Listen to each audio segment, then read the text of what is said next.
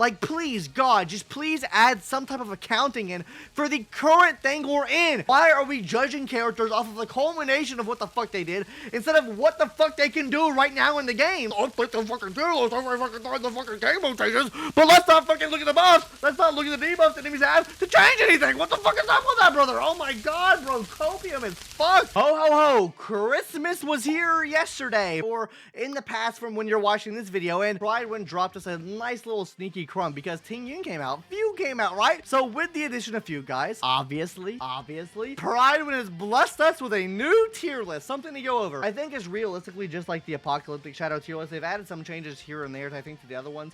But Fugue, let's talk about Fugue. Let's talk about where she's placed. Let's talk about how good she is in relation to other characters in the game, because I mean, that's what she's here for, right? I think the biggest change they made was to Apocalyptic Shadow, which we can talk about that because that will have the most changes here. Now, I do want to talk about this first. Memory of Chaos, guys. Absolutely massive change here. Yes, Rappa been moved up on the level with Boot Hill, on the level with Topaz Newbie. Absolutely agree with that. Fucking amazing. Fucking great. I love it. Love to see it, right? And Fugue being here in 2.5, oh, we'll get there in a second. But let's go ahead and hop into Apocalyptic Shadow first. All right, guys, so let's hop in over here to the supporter tier here. I mean, really, I don't think really... Okay, well, there's one cope take here that I don't like. Move this bitch up. Like, what are we doing? Why do we keep doing this? Why do we keep moving Hua Hua down? Like, Hua Hua is not on the same tier as goddamn Fu Xuan and this bitch. I've been saying this for so long, and goddamn it, bro, I feel like this is so fucking dumb, bro. Hua Hua is definitely better than both these support, like, sustain units hand down, right? There is no shot in my mind that she is worse than him. Move her up with Gallagher at least. Like, I don't think that she's necessarily up here in this game mode, like all the way in tier 0 in this game mode, but I do think energy is super prevalent, especially when you're trying to break enemy shields with certain characters. Having that extra ultimate can make a lot of difference. Like, these guys right here don't really offer any extra break, right? Like, he offers an ultimate, she offers an ultimate, but she's able to give energy to the whole team, which could technically give 3 people ultimate, right?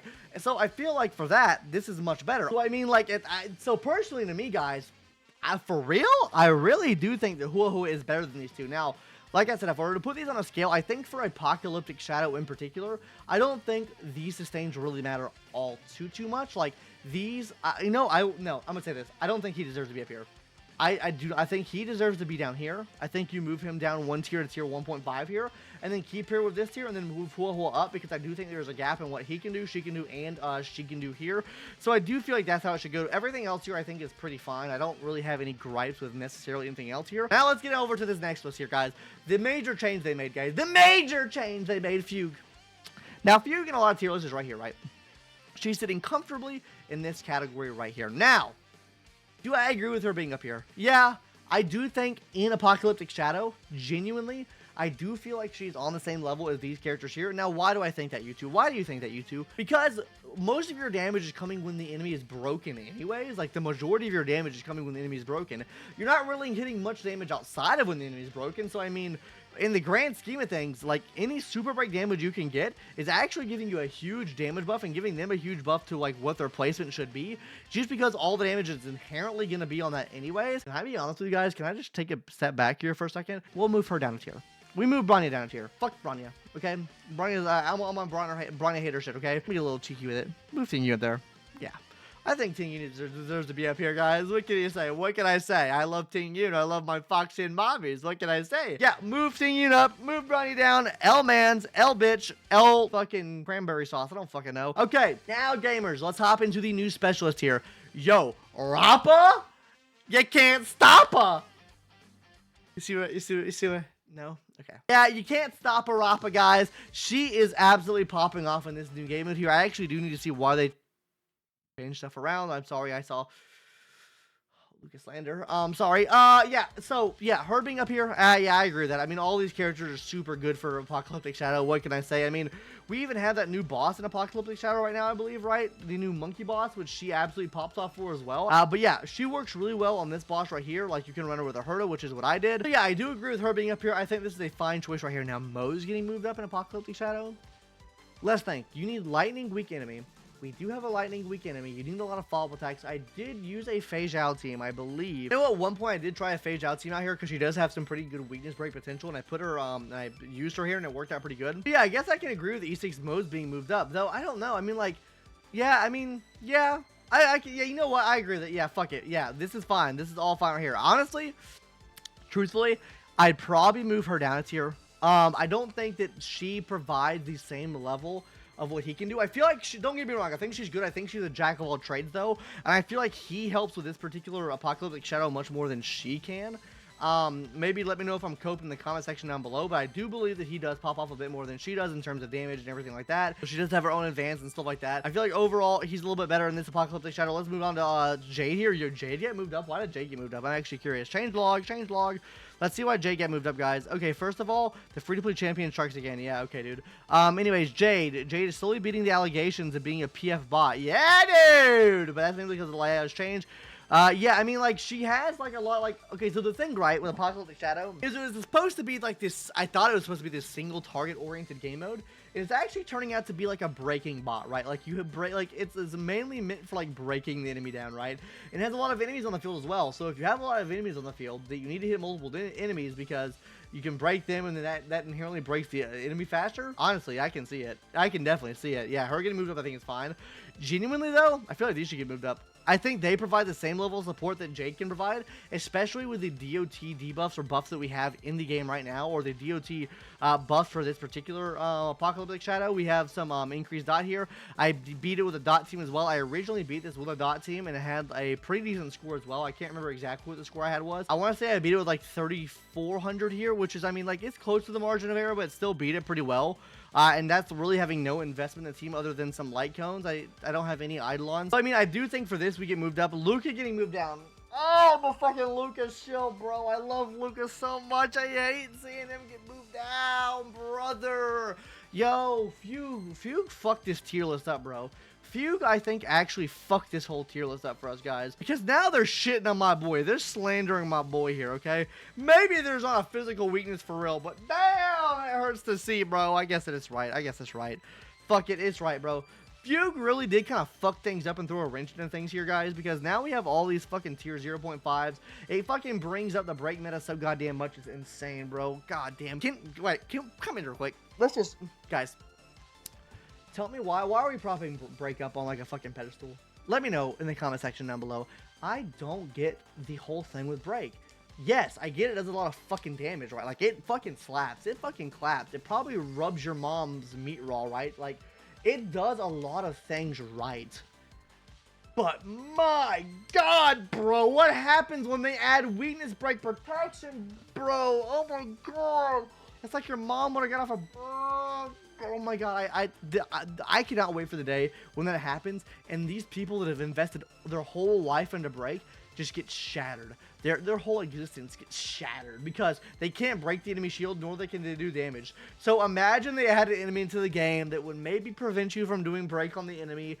So then you couldn't activate your break damage. So then that would mean that your break units are all useless. Surely they wouldn't do that, right? Anyways, other than my hatred for advanced action characters and break characters, let's move on with the DPS category. Yo, mommy Fei Zhao, dude. She's up here at the fucking top, dude. We fucking love to see it, dude. She's up here. She's slapping. She's fucking clapping. We fucking love her, dude. Okay, I'm fine with her being up here, bro. She's an absolute menace, bro. She's so good. I love her so much. I'm glad she's up here. Honestly, dude. Fugue kind of makes Acheron more relevant again, right? Because now Acheron has more options to use. That's why I said she kind of fucks the tier list up. We have slowed the power creep of Acheron down. God damn it. Okay. Kind of cringe, I know, but fuck. It's good now, right? Bro, I don't know how I feel about Jing Yuan here. Genuinely, I don't know how. I think Jing Yuan's on this level. Jing Yuan means you're gonna get pissed. I use Jing Yuan, this thing, and my Jing Yuan's decently built, right? And like I said, I know my Jing Yuan's not built the best. Guys, we're rocking 55% crit rate with 192% crit damage. We have an S2 light cone here. But I mean, don't let that deceive you because I mean, we are getting the extra buff from Sunday's talent, which is an extra, what, like 18%, close to that. In terms of crit rate, right? And then we're also getting the extra 10% from his passive here. After using a skill, we get 10% extra crit damage. So, I mean, we are getting overall, like, 83% crit damage here. I mean, crit rate here. So, I mean, like, the crit rate's not, like, that shit, right? Like, I mean, it looks shit, but I mean, like, it's really not that shit. plus all the extra crit damage we're getting, and it's still quite honestly harder for him to clear than it was for me to clear these 3 characters right here. So for that reason, I'd be moving Jin Yuan down to tier T1 here, and I'd probably be moving Himiko down here to tier 1.5 because I do feel like there's a gap in between Himiko can do and what Jin Yuan can do here. On to these next movements down are Jinty, her, yeah, I mean, there's really no ice weakness, so I mean, like, there is a reason why you move these down, no physical weakness. Sure, move these characters down here, I think that's fine. I mean, like, they're not really, like, you would think some of these characters are built for this mode when they're absolutely not. Now, one thing I have a gripe with here, guys, for this particular Apocalyptic Shadow, Herta be Shmurda, bro. Herta be Shmurda needs to be up here, right, bro? Honestly, I'd probably move Herta up here. This is a huge undervaluement of what Herta can do, bro. Put her on side 2 with a Rappa, bro. She will tear this shit up, bro. Because you gotta think, right? If we're basing this off of the enemy buff, right? Basically, this enemy right here, they get weakness broken the amount of times you hit the enemy, right? So, with her ability to not only do kudos whenever you get 50% or below HP on a certain enemy, right? She also is going to be able to hit every single enemy with her skill attack, which that's 1 free tick on every single enemy down with her shield. You also get to hit every single enemy with her ultimate as well, so that's another free tick there too. So, I mean, like, you're hitting the enemies multiple times, and not only that, you're hitting every single enemy multiple times. So, that does lead to a lot more weakness breaks. Like, this buff right here, switch tally. Like, literally, you get 1 point for every single time you hit an enemy. After you reach that threshold, then they pop off, right? So, I think that does give Herta a lot more value for this particular Pure Fiction, and I don't know how they grade this. Like, do they grade it like off of a culmination of Pure Fictions and maybe sure she's down here? But I feel like this should be graded off the current Pure Fiction, right? This is kind of a joke if I'm gonna be honest with you. And I feel like Prydwen's a little bit of I do feel like Prydwen's a joke for not doing that. Like, please, God, just please add some type of accounting in for the current thing we're in. Why are we judging characters off of the culmination of what the fuck they did instead of what the fuck they can do right now in the game? Let's the fucking do the fucking game mode changes, but let's not fucking look at the buffs. Let's not look at the debuffs that enemies have to change anything. What the fuck is up with that, brother? Oh my God, bro, copium is fucked. And that's called a clip farm. Anyways, guys, I mean, realistically, that's all my takes I have for this video. These are the changes I made. Like, I do think Fugue kind of fucks the tier list up a bit, and the reason I think that is because now we're putting much more of our reliance on break characters, and when it comes time for the break characters to get nerfed in some type of way, maybe they add an enemy that's resistant to break into the game, or maybe they add more toughness bars, her value drops tremendously, and you're leading characters on to believe that this is not the case. Please talk about this. Please, Prydwen, fucking do something about this. Literally, this is very copium, right? Like, I think she's good right now. Don't get me wrong. But there needs to be some type of disclaimer, like, or something, man. Fuck.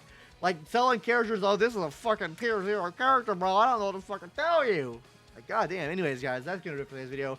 If you coped, let me know you coped in the comment section down below. That's going to do it for today's video. Hopefully you enjoyed, and I'll see you in the next one later. Bye-bye. Oh, and don't forget to subscribe to the channel. Bye-bye.